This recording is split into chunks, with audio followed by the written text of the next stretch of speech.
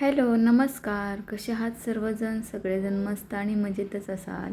सर्वांना प्रथम श्री स्वामी समर्थ. तर हा व्हिडिओ आहे शनिवारचा.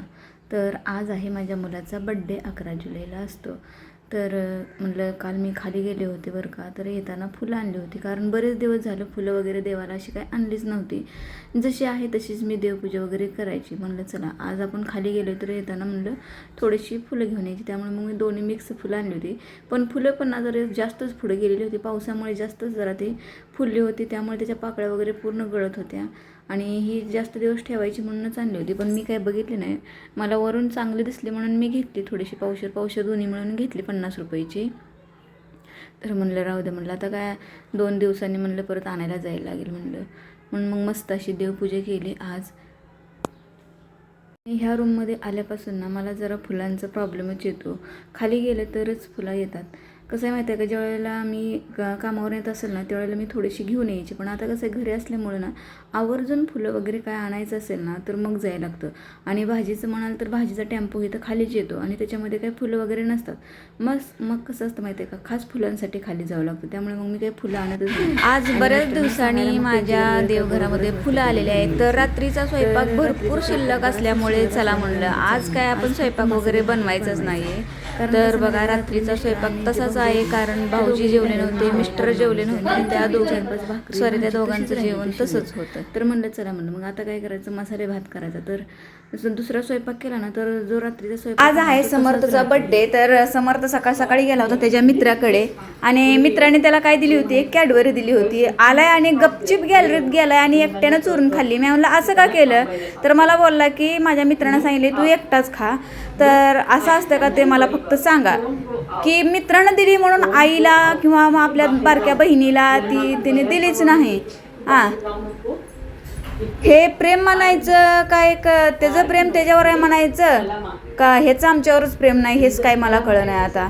पण हे चुकीचं आहे, 100% चुकीचं आहे की एकट्याने चोरून कॅडबरी खाल्ली. ही मात्र चुकीची गोष्ट आहे, कारण एवढी सगळी घरात माणसं असताना ह्याने एकट्याने कॅडबरी खाल्ली आहे. आणि तीच मी जर खाल्ली असती तर त्याला किती असं मनातून किती वाईट वाटलं असतं. ह्या गोष्टीचं वाटलं असतं का नाही?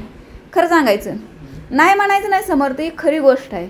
आणि ही सवय ना आयुष्यभर असं मरेपर्यंत तशी राहते, की आपण फक्त आपला विचार करायचा आणि घरातल्यांचा विचार करायचा नाही.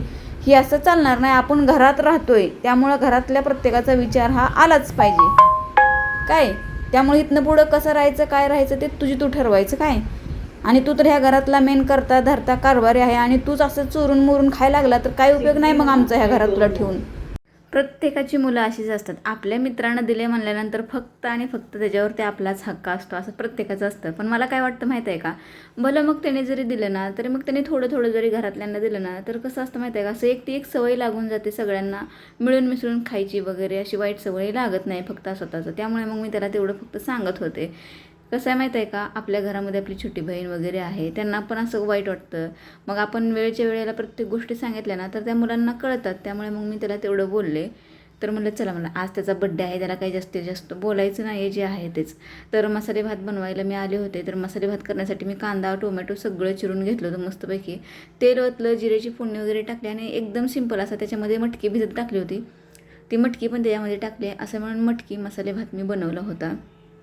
तर हा भात मी काय सकाळी खाल्लाच नाही, कारण मला पटकन जायचं होतं मुलीच्या कॉलेजमध्ये भारती विद्यापीठला, कारण आज लिस्ट लागणार होती ना. मग मला चला म्हणलं मग तिचं आता ॲडमिशन घ्यायचं आहे. तर मग त्यासाठी मग सगळं पटपट सगळी कामं वगैरे आवरली. मुलींनी तोपर्यंत कपडे वगैरे धुवून टाकले आणि भात वगैरे शिजवला आणि मग आम्ही निघालो कॉलेजवरती. तर कॉलेजवरती जाताना हिची बारकीची घाई होती की मला पण यायचं आहे तिचं कॉलेज बघायला. तर म्हणलं चल म्हणलं आता काय सुट्टीचं आहे म्हणलं. ती आली होती, नाही सुट्टी नव्हती, ती 10:30 वाजताच शाळेतून आली होती, तिची सकाळची शाळा होती. त्यामुळे मग ती पण आली होती आमच्या. तर आम्ही निघालो आहे आता बाहेर. तर आम्ही आलेलो आहे कात्रजच्या साईडला इथे.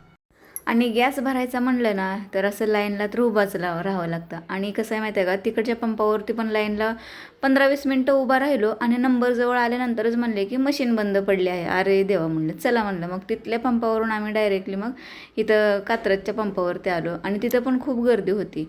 तर मी कॉलेजमधून आले. तर आल्या आल्या गावी जायची तयारी केली. तर तयारी तर ही अचानक एका तासातच झाली होती बरं का. कसं ज्या वेळेला मी कॉलेजला चालले होते त्यावेळेला सासूबाईंचा फोन आला की उद्याच्याला सवासने घालायचे, तू येणार आहे का नाही सांग. त्यांचे सकाळपासून 2 दिवस झाले भरपूर फोन येत आहेत बरं का सवासने. पण कसं माहीत आहे का, ह्या मुलीच्या ॲडमिशनमुळे वगैरे दुसऱ्या मुलांच्या शाळेमुळे मला काही जमतच नव्हतं आणि माझंही कामाचा प्रॉब्लेम असल्यामुळे मी त्यांना काही नाहीच म्हणलं. मग बघा आम्ही दुपारी 4च्या ट्रॅव्हल्सनं बसलो आणि बरोबर 9:30ला घरी पोचलो. तर घरी आल्यानंतर बघते तर जाऊबाईंचा चालू होता स्वयंपाक.